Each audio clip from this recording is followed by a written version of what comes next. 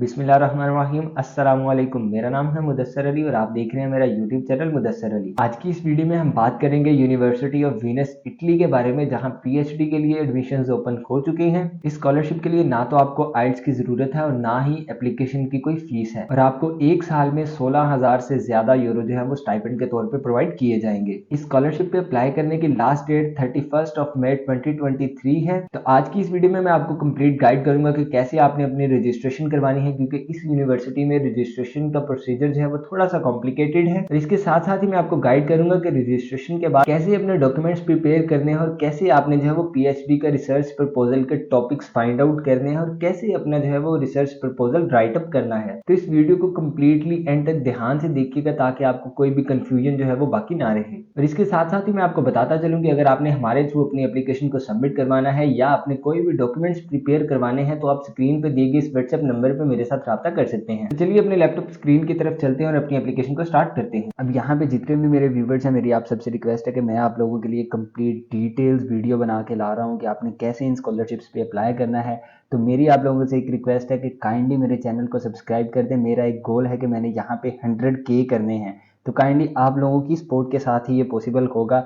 तो उम्मीद करता हूं कि आप जो है वो मेरे चैनल को सब्सक्राइब कर देंगे। तो जैसा कि मैंने आपको पहले वीडियो में बताया कि बैचलर्स और मास्टर के लिए भी यहाँ पे सीट्स जो हैं वो अवेलेबल हैं। तो अगर जो है वो आप इस पोर्टल के थ्रू अप्लाई करना चाहें यहाँ पे ड्रीम आईडी से लॉगिन करके, तो आप जो है वो मैं आपको इस पोर्टल का लिंक भी दे दूंगा, ठीक है। यहाँ से जो है वो आप बैचलर्स और मास्टर के लिए जो है वो अप्लाई कर सकते हैं। अब यहाँ से अगर आप डिपार्टमेंट्स देखें तो ये वाले जो हैं कुछ डिपार्टमेंट्स यहाँ पे अवेलेबल हैं, ठीक है।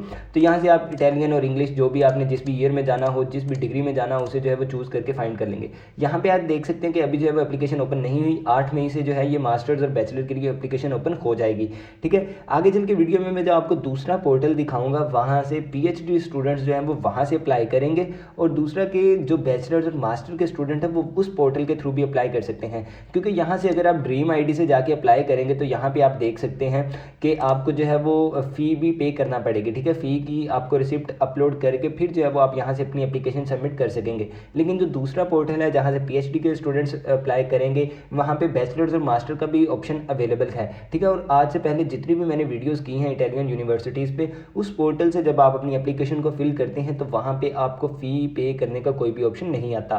तो होप्स हो कि वहाँ पे फ़ी के बगैर ही आपकी जो है वो एप्लीकेशन सबमिट हो जाएगी। तो वीडियो में आगे चल के आपको बताऊंगा कि आपने उस पोर्टल के थ्रू जो है वो अपनी एप्लीकेशन कैसे जो है वो सबमिट करवानी है। सबसे पहले आप रजिस्ट्रेशन करवाएंगे, देन जो है वो आप अपनी एप्लीकेशन को सबमिट करेंगे। तो चलिए अपनी एप्लीकेशन कॉल के बारे में बात करते हैं और देन जो है वो उस पोर्टल पे जाके अपने रजिस्ट्रेशन और एप्लीकेशन सबमिशन का प्रोसेस देखते हैं। और सबसे पहले बात करते हैं कि यहाँ पे आपके लिए पीएचडी के लिए कौन कौन से प्रोग्राम्स जो हैं वो अवेलेबल हैं। ये इस यूनिवर्सिटी की वेबसाइट है, जिसका लिंक जो है मैं आपको इसी वीडियो की डिस्क्रिप्शन में प्रोवाइड कर दूंगा। आप वहां से इस वेबसाइट पे आ जाएंगे। तो ये यहाँ पे कुछ प्रोग्राम्स हैं जो कि आपके लिए पीएचडी में अवेलेबल हैं। अब यहाँ पे सबसे मेन चीज कि इस एप्लीकेशन के लिए जो डेडलाइन है वो 31 मई 2023 है। अब आपके लिए जितनी भी इंस्ट्रक्शंस हैं, जो भी गाइडलाइंस, जो भी डेडलाइंस हैं, वो सारी आपको इस एप्लीकेशन कॉल में मिलेंगी, जो कि 2023 टू 2024 के लिए अवेलेबल है। आप सिंपल यहाँ पे इसके ऊपर क्लिक करेंगे और इस एप्लीकेशन कॉल को जो है वो यहाँ से डाउनलोड कर लेंगे। मैं जो है इस एप्लीकेशन कॉल को ऑलरेडी डाउनलोड करके रख चुका हूँ। अब आपने यहाँ से वीडियो को कंप्लीटली और ध्यान से देखना है ताकि आपको हर एक चीज जो है वो क्लियर हो जाए, ताकि आपके बाद में कोई भी क्वेश्चंस ना रहे। तो इसके साथ साथ ही मैं आपको बताता चलूं कि आप मेरा यूट्यूब चैनल जो है वो विजिट कर सकते हैं, जहां पे मैं ऑलरेडी काफी ज्यादा इंटरनेशनल स्कॉलरशिप्स के रिलेटेड वीडियोस बना चुका हूं। आप उन वीडियोस को देख के स्टेप बाय स्टेप फॉलो करके जो है वो अपनी एप्लीकेशन को सबमिट कर सकते हैं। अब ये आपके पास एप्लीकेशन कॉल है, जिसमें आपको कंप्लीट गाइड किया गया है कि आपके कौन कौन से प्रोग्राम्स अवेलेबल हैं। अगर आपकी इंटरनेशनल क्वालिफिकेशन है तो आपको क्या क्या चीजें जो है वो क्या क्या डॉक्यूमेंट्स जो है वो रिक्वायर हैं। यहाँ पे सिंपल आपको एक सीवी चाहिए, आपके इंग्लिश प्रोफिशिएंसी सर्टिफिकेट चाहिए, और मास्टर्स की जो है वो आपको डिग्री चाहिए, मतलब कि उसकी ट्रांसक्रिप्ट चाहिए। अब यहाँ पे जो स्टूडेंट्स एमफिल के 3rd या 4th सेमेस्टर में एनरोल्ड हैं, वो अपनी यूनिवर्सिटी से अपना प्रोविजनल सर्टिफिकेट हासिल करके यहाँ पे अप्लाई कर सकते हैं। सेकंड चीज जो आपको चाहिए वो है पीएचडी का रिसर्च प्रपोजल। तो वो भी मैं आपको इसी वीडियो में बता दूंगा कि आपने पीएचडी के प्रपोजल का टॉपिक कहाँ से लेना और किस टाइप में या किस फॉर्मेट में जो है वो आपने इसे लिखना है। थर्ड चीज जो थी वो आपके पास सर्टिफिकेट ऑफ मास्टर डिग्री, मतलब कि जो आपने मास्टर डिग्री पास की है उसका सर्टिफिकेट। इन तीन चीजों के अलावा आपके पास मैक्सिमम 2 लेटर्स ऑफ रेफरेंस होने चाहिए जो कि आप अपने प्रीवियस इंस्टीट्यूट के किसी भी प्रोफेसर से हासिल करेंगे। आर्टिकल 6 में हमारे पास एप्लीकेशन फॉर्म है जिसमें जो है वो हम अपनी एप्लीकेशन सबमिट करवाएंगे पीएचडी प्रोग्राम के लिए। तो ये हमारे पास इसी कॉल के अंदर लिंक है जिसपे जो है वो हमने जाके अपनी रजिस्ट्रेशन करवानी है, अपनी एप्लीकेशन को सबमिट करना है। तो अब यहाँ पे जो है वो कुछ डिटेल्स लिखी हुई है, आपने इस एप्लीकेशन कॉल के जो पहले 10 आर्टिकल्स हैं उन्हें अच्छे से पढ़ लेना है, आपको जो है वो कंप्लीट इन्फॉर्मेशन मिल जाएगी। अब यहाँ पे जो है वो आपको फाइनल शॉर्टलिस्ट के बारे में बताया गया कि कौन से कैंडिडेट्स हैं जो उन्हें शॉर्टलिस्ट किस बेस पे किया जाएगा, ठीक है। अब यहाँ पे जो है वो आपकी स्कॉलरशिप के बारे में बताया गया कि आपकी जो स्कॉलरशिप है वो 16,243 यूरो की होगी, ठीक है। उसमें जो है वो आपकी स्कॉलरशिप की अमाउंट जो है वो 50% तक इंक्रीज भी की जा सकती है। आर्टिकल 10 में जो है वो अब आपको एक्सेप्टेंस लेटर मिल जाने के बाद, एडमिशन लेटर मिल जाने के बाद इनरोलमेंट के बारे में डिटेल्स दी गई हैं कि अब आपने नेक्स्ट क्या करना है। तो इसके रिलेटेड मैं एक कंप्लीट वीडियो बना चुका हूँ, उसका लिंक भी जो है मैं ऊपर आपको आई बटन में प्रोवाइड कर दूंगा, आप वहां से उस वीडियो को देख सकते हैं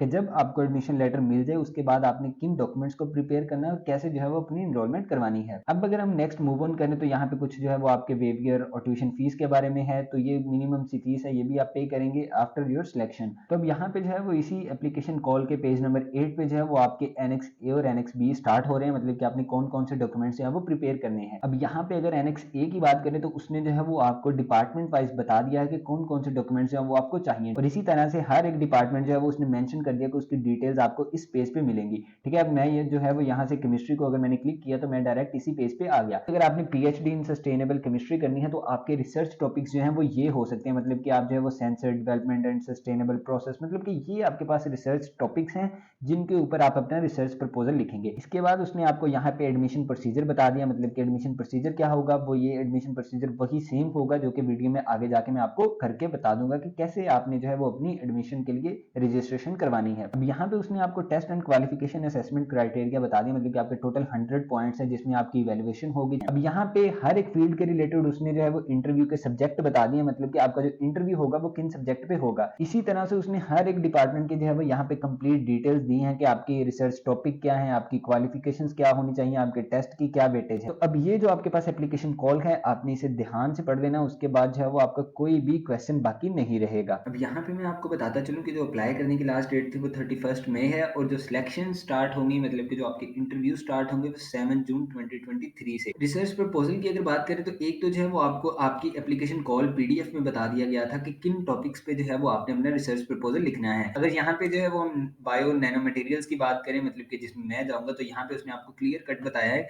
कि 10,000 कैरेक्टर्स होने चाहिए। उसके अलावा जो है वो topic and the state of the art होना चाहिए, मेन रिसर्च क्वेश्चन होना चाहिए, उसमें थ्योरेटिकल एंड मेथोडोलॉजिकल बेसिस होनी चाहिए, प्लान्ड वर्क स्टेप्स होने चाहिए, उसमें जो है वो आपके रेफरेंस होने चाहिए। मतलब कि उसने आपको यहाँ पे कंप्लीट गाइड किया कि आपने अपना जो है वो रिसर्च प्रपोजल किस टाइप का लिखना है। रिसर्च प्रपोजल के बाद अगर अप्लाई की बात करें तो उसका जो है वो यहाँ पे आपको डेडलाइन का इंतजार नहीं करना। यहाँ पे जो है वो आप देख सकते हैं कि यहाँ पे फर्स्ट स्टेप बताया, सेकंड स्टेप बताया, उसके अलावा उसने आपको कुछ वार्निंग्स दी हैं, आप इन्हें पढ़ लेंगे, आपको ईच एंड एवरीथिंग यहाँ से मिल जाएगी। अब यहाँ पे जो है वो आप registration to the university website करेंगे तो आप इस पेज पे आ जाएंगे। अब यहाँ पे जो है वो आपने मेन्यू पे क्लिक करके रजिस्ट्रेशन पे क्लिक करना है। तो जैसे ही आप इसके ऊपर क्लिक करें, अब यहाँ पे जो है वो आपके पास वेब रजिस्ट्रेशन का ऑप्शन आ गया, तो आप इसके ऊपर क्लिक करेंगे। अब यहाँ पे जो है वो आप अपना सिंपल पर्सनल डिटेल्स ऐड करेंगे और उसके बाद जो है वो यहाँ से नेक्स्ट कर देंगे। मैंने यहाँ पे अपनी डिटेल्स ऐड कर दी है, ठीक है। मैं इसे जो है वो खाली छोड़ रहा हूँ, यहाँ से जो है मैं नेक्स्ट करूंगा तो दोबारा यही पेज मेरे सामने ओपन होकर आ जाएगा। अब इस दफा जो है वो यहाँ पे मेरा टेक्स्ट कोड आ गया।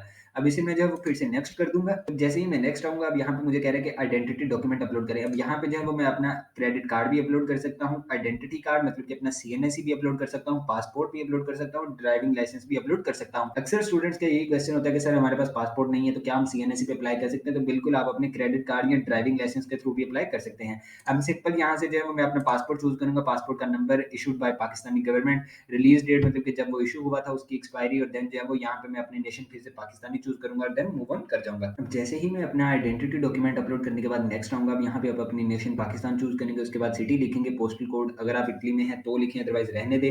हेमलेट जो है वो उसे भी ना लिखें, एड्रेस जो है वो अपना लिख दें कि स्ट्रीट नंबर या फला फला, सिविक नंबर में आप अपना हाउस नंबर लिख दें। वैलिडिटी स्टार्ट डेट मतलब कि आपने जब इस एड्रेस पे रहना शुरू किया था उसे करें। उसके बाद जो है वो कह रहा है कि आपका जो डोमिसाइल एड्रेस है वो इसके साथ मिलता है, तो इसे आप यस करके नेक्स्ट कर देंगे। रेजिडेंस डिटेल ऐड करने के बाद अब यहाँ पे डिलीवरी डिटेल्स मतलब कि जो अगर आपको कोई डॉक्यूमेंट्स भेजे जाएं तो वो किस एड्रेस पे, तो वो मैंने रेजिडेंस चूज कर दिया। उसके बाद अपना ईमेल एड्रेस एड्रेस लिखा, इंटरनेशनल प्रेफरेंस जो है वो मैंने +92 लिख दी पाकिस्तानी, मोबाइल नंबर अपना लिखा और उसके बाद जो है वो प्रेफर्ड लैंग्वेज फॉर कम्युनिकेशन वो मैंने इंग्लिश चूज़ कर ली। प्राइवेसी डिस्क्लेमर में मैंने उसे येस कर दिया। अब यहाँ से जो है वो मैं इसे नेक्स्ट कर दूँगा। तो जैसे ही आप लोग अपनी रजिस्ट्रेशन कंप्लीट कर लेंगे, उसके बाद आपको थोड़ी देर इंतज़ार करना पड़ेगा कि आपको ईमेल आ जाए यूनिवर्सिटी की तरफ से। अगर तो वो ना आई तो आप जो है वो अपने स्पैम में जाके चेक कर सकते हैं, आपको ईमेल आ जाएगी थोड़ी देर बाद। अब यहाँ पे जो है वो अक्सर स्टूडेंट फिर से कन्फ्यूज़ हो जाएँगे, जब वो यहाँ से जाके लॉगिन करेंगे तो वो लॉगिन नहीं होगा, ठीक है? आपने जो है वो अपनी ईमेल ओपन करनी है, यहाँ पे जो दूसरा लिंक आपको दिया गया होगा विदाउट एसपीआईडी अकाउंट, आप उसके ऊपर जाएँगे तो यहाँ पे जो है वो आपके सामने इस तरह से एक पेज ओपन होके आ जाएगा। अब यहाँ पे जो है वो आपको अपना आइडेंटिटी डॉक्यूमेंट अपलोड करना पड़ेगा। यहाँ पे टेक्स्ट कोड जो था मेरा वहाँ पे एप्लीकेशन में आया, ऑलरेडी यहाँ पे आ रहा है। ईमेल एड्रेस मैं अपना लिखूँगा। अब यहाँ से जो था वो मेरे पास ऑप्शन आ रहा था कि मैं जो है वो अंडर 18 हूँ या मैं एक फॉरेन सिटीज़न हूँ। मैंने फॉरेन सिटीज़न को चूज़ किया, यहाँ पे अपने पासपोर्ट की जो है वो कॉपी अपलोड की। अब यहाँ से जो है वो मैं इसे सेंड कर दूँगा।